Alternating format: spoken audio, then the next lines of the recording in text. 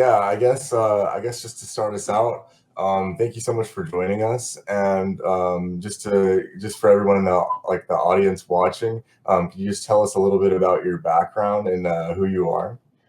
Sure. So background, I'll go sports background to give you some reference. So I played OHL hockey growing up and then went to Lakehead University on a scholarship.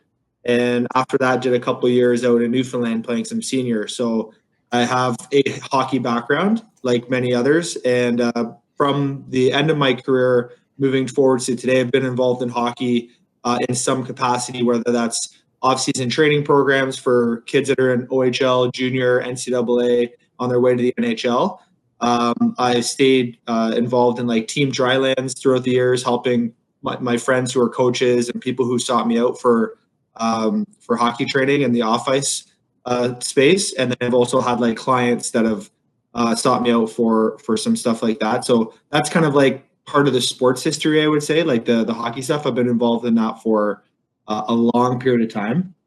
And my professional career is a corporate fitness coach. So I'm in corporate settings and I'm helping lead group classes, conversations, habit changes towards better health and wellness habits.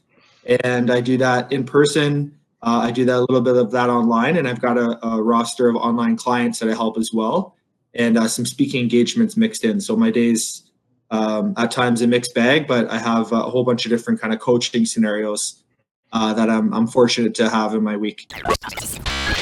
You need to hear this if you're a tech enthusiast or a student. Cybersecurity is where the action's at. Join us on our podcast, Remote Lockdown, as we explore the reality of remote work within cybersecurity. Learn about the latest conspiracies and hacks evolving to safeguard your data. Stay ahead of the curve with expert tips, real-life stories, and insider secrets on how to protect yourself in the digital world. Don't miss out. Your online safety depends on it. Have you ever experienced any personal superstitions? Have you had any throughout your playing time? Times. I mean, the way that I put my equipment on was a thing. It just had the reason that I fall into the superstition column or not. It was calming before, so I knew there's so much unexpected in your hockey game. You don't know, on the other team who's going to do what, how plays are going to go in hockey, and so there's just very unexpected. So before the game, you want to reference a bunch of expected things. So I would be calm down and be able to focus on my abilities in the game by having the exact same sequence of events. So leading up to, I'll fall back to, I would get to the rink at a certain time. I would have the same liquid, the same food. I would then have the same visual rehearsal. So I'd go into the stands, I'd sit by myself, I'd have a rehearsal of things that I want to accomplish in the game and words that I use as affirmation to feel good leading into the game. I would then go into the same warm-up routine. I would then go into the same handshakes with the guys. And then I would go into putting my equipment on at the same time, in the same way, left side to right side, ABC. Tape my stick a certain way, have certain things written on the stick. There's all these things along the way that were controllable things, that made me feel calm because it was a reference. And then you go into the unknown and you just, do your best. So I had all those things like many other teammates in my hockey career. And how do you feel it affected your performance or mindset? If you weren't able to do or complete one, did you feel like you couldn't perform at your best, or was it just a little weird? It's both. It would feel like there was just this for whatever reason, on edge, or something was missing, or that you feel unsettled. And it's the same with a morning routine. If you've got a morning routine, get up, journal, read, stretch, and that's your morning routine, or whatever it is, and you miss that, it's just nothing's going to go bad. Not everything's going to flip upside down, but there's a little bit unsettled in the fact that one, you personally didn't do the thing you set out to do. So you kind of broke a commitment to yourself to a certain degree. Two is okay, what else is going to not go correct, in the future? And then there's also, the vibe attached to having that calm superstition nailed, all the way through all the elements. And then like, is my play going to be affected? So it's just like an unsettling kind of feeling. And maybe this also, I'm sure there's others on the interviews and stuff that sound like out there, but that's how it was. And it was a very real thing. So yeah, backtrack to minor hockey. We would all dye our hair bleach blonde. So we all had hair, fortunately. Obviously, we're minor hockey, so unless a kid shaved, we all had a commitment where we would set the date and you'd have to get it done. All the parents were aligned, and everybody would come to the arena before the first playoff game with completely dyed hair. Like, so it looked hilarious. And as the playoffs ran on, you'd get your roots coming back in, and you would have this like smorgasbord of bleach blonde hair growing out, depending on how long your playoff run was. So that was that in minor hockey. And then talking about like a beard, absolutely. I had some pretty mean looking beards. And then, as time went on and you had success, you'd maintain it. And, you just kind of do what works and what you're kind of feeling. If you were feeling handlebar mustaches, then that was your thing for the playoffs. If you're feeling like, just let everything go, that's what you're feeling. So in my OHL and, my junior career, which was 5 years, and then university was 4 years. Throughout those 9 years, there were many like beard growing scenarios and some superstitious based on vibes and how we were feeling. Yeah. Yeah, I remember doing the blonde hair back when I played hockey too. It was fun. Everyone got involved. It was always a good time.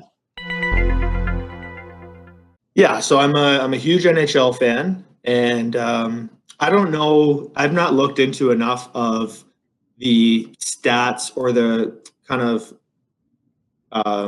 favors that like have been given to like U.S. teams, but like an Canadian NHL team is not won in forever. So do your own dive on that.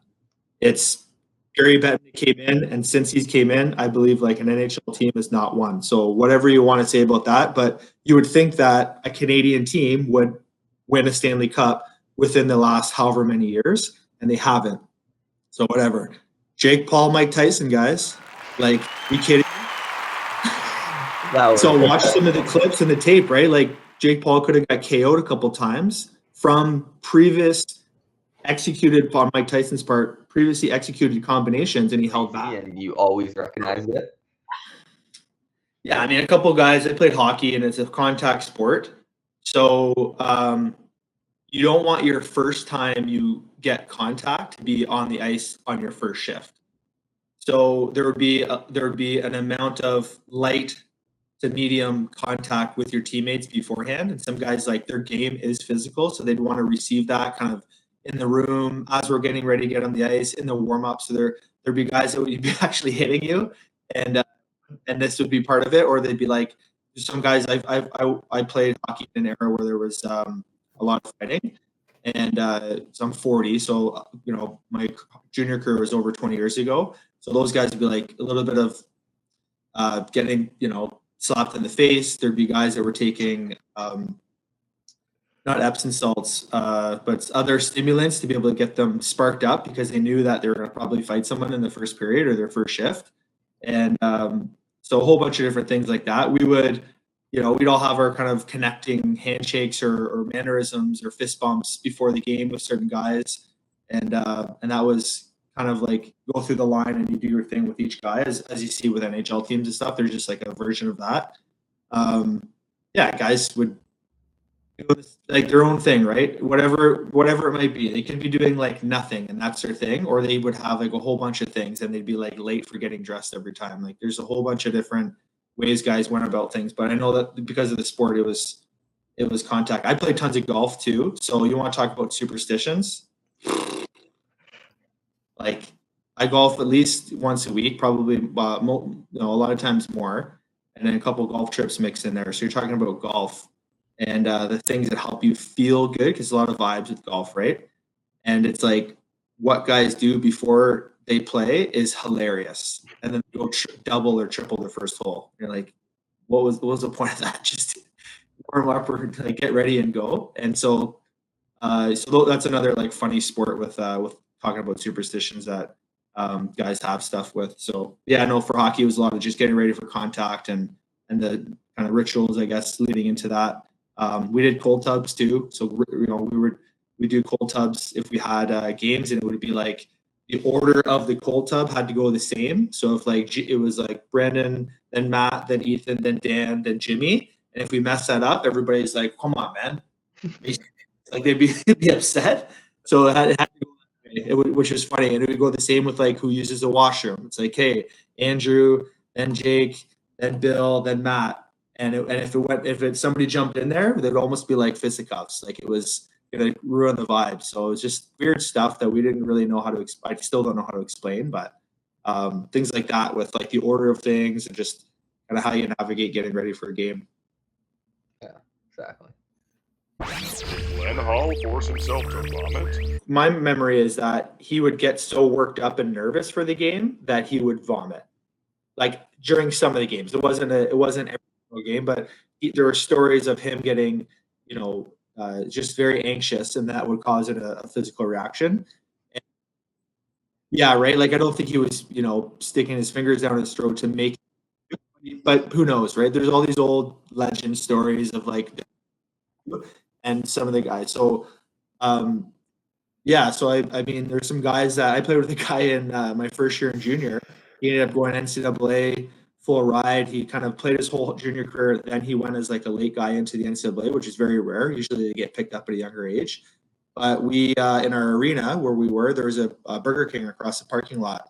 So in between the first period, he would always have a hamburger from Burger King. So he'd have like the stick person, they call him the stick boy. The stick boy would go out and run and grab him like a double junior, whatever. He would come back and he would crush a burger, and he scored like 40, 50 goals and like 110 points. Like he was really good. But that was his thing. And I was looking over at him as like a 16-year-old, and he's like 20. What's going on here? So he did that. Some other guys, I don't know what they were doing behind the scenes, but I just you would always see what was in front of you at the rink, and certain guys would eat certain things. I had a guy that because if you go on a long road trip, I played in Owenstown in Belleville. So if we're going to Sault Ste. Marie or Sudbury, these are like 4 to 6 hour, 7-hour road trips. So before getting to the arena, they would allow stop at a Tim Hortons to get you a coffee or whatever it is, maybe a bagel. And but this one guy, he would get like 6 donuts, and he would crush 6 donuts like 3 hours prior to the game. And he was like our first round pick. And we looked over at him. We're like, this is not good. Like, you can't keep this going. And he just kept doing it because that's the thing that I didn't feel good about going into the game, was smashing 6 donuts. So, yeah. They should give him an endorsement. Yeah, no kidding. Yeah. Do you think these sort of legends about different rituals and superstitions could lead to some unhealthy outcomes for younger athletes and just people in general when they're kind of romanticized in this way? For sure. Yeah, because now you're perpetuating a story that's inaccurate, and you're potentially broadcasting that to an impressionable group of youth who are also kind of taking into what would be their own superstitions, whether they know it or not. And a goalie, that's a young goalie, that's a Chicago Blackhawk fan, because Glenn Hall played for them, catches wind of this story, and he thinks that that's a thing, that's a healthy behavior prior to his game. And it's like, no, it's not. But there's no education on that. There's just a story, and then that's it. So it's a challenging act for parents to be able to help curb kind of the stories going in about superstitions, and obviously advocating for healthy ones that are, like the way you tape your stick and how you put your equipment on. All this stuff is fine. You have to realize, there's routines and habits when you get into being an adult. But with your sport, your superstitions and your rituals are cool, but so long as you have the ability to detach from them when your playing career is done, you can transition into being like a functioning, adult, versus having yourself feel so wrapped up in like unhealthy behavior, with which I think burgers and donuts and puking before a game is. I think those are unhealthy behaviors. The parenting and the coach's job is to almost like be seeing trends and seeing behaviors within the team and say, hey, like this is kind of going a little bit too extreme, and this is maybe not an appropriate way to go about your business that's going to last, that's going to be healthy long term. So as I talk about this stuff, more memories come up. Kind of dig into the database of all this stuff, because I'm now I do routines in the morning, right? Where I lean on a brief sequence of routines, and I give myself grace in the fact that I'm not going to execute my routine perfectly every day. So I don't get worked up in the way that I did maybe for a hockey game or for golf. Even I read a book on Zen golf. It's a book to allow you to enjoy what you're doing versus feeling so strung out that you didn't plan and do it perfectly. It's just like enjoy the people that you're with, the nature, visualization, the other things, and then golf's gonna happen or good or not that day. But like it's all the other stuff that's going on that helps you feel at peace with the activity. And I'm the same with my days. So I've gone through the phase of like being really kind of strung out on the superstition or routine or like leaning on that, not a lot, but just having it be part of it versus saying, hey, listen, like this is the day is going to happen with or without you. So, go have a day. I feel like golf has the most, like you could find probably the most rituals and like superstitions within the sport of golf, just because like what you do before you go golfing, and then what you do before each shot, and then what you do while you're either walking down the fairway or how you put like your clubs in your bag, the way you mark your ball. I feel like golf is like by far the most like kind of area you would find, because I play golf a lot, and I know like I do things like a certain way every time I'm like golfing and before golf. Even the way like I tuck my shirt in, it has to be like a certain way. So it's kind of funny hearing that. Yeah, and I mean, there's teach their own always with this stuff. And I find, there's certain things for my golf game. If all my chores are done and I don't have lingering things with my to-do list with work, I'm good. And I've slept, like I'm good. I'm going to probably play really good golf. And if I have like a bunch of chores that are left out, I left the house, I was looking at dishes and laundry and stuff outside, and I've got like 7 things that I should be doing, but I'm not. And I'm low sleep, it's a 5th coin flip. Probably going to go on the bad side. But for golf, it's like, yeah, like there's a lot of things that could go that way. I always think look good, feel good, play good. I think that if you take the time to be able to dress the part, tuck your shirt in, get yourself to the best kind of look that you can, attire-wise, that you're going to have a better chance at having good success. You're going to feel good about yourself. Feeling good about yourself is going to lead to confidence. Confidence leads to a whole bunch of great things. And I tell the guys before I'm golfing, if it's younger groups, because I golf with some of the kids at the hockey team I help out. I work with a junior A hockey team in town. And so those guys, when I golf with them, and even guys that are older than me, I text them and say, hey, tuck your shirts in before you come. Like, get your shirts tucked in. I don't want to roll up to the group and I'm the only one that's looking good. You guys all look sloppy and you got like untied shoes and your shoes are like everything's out. Get there earlier, tuck it in. It's a game. It's a gentleman's game. If you're playing with other guys, it's a respectable prestige game in my eyes. Get your shirt tucked in. You don't have to be all like tightened up by the rules, but it's part of it. So I think that plays into how you conduct yourself in your day, going into meetings and eating and everything else. Is like try to be your best represented version of yourself, and I think good things come from that. Thank you, Dan, for your time. Hi, I'm Brandon's dad. You just watched the best podcast ever, the Superstitions Playbook. When I'm not busy fathering Brandon, that's how I spend all my free time, binge watching every episode.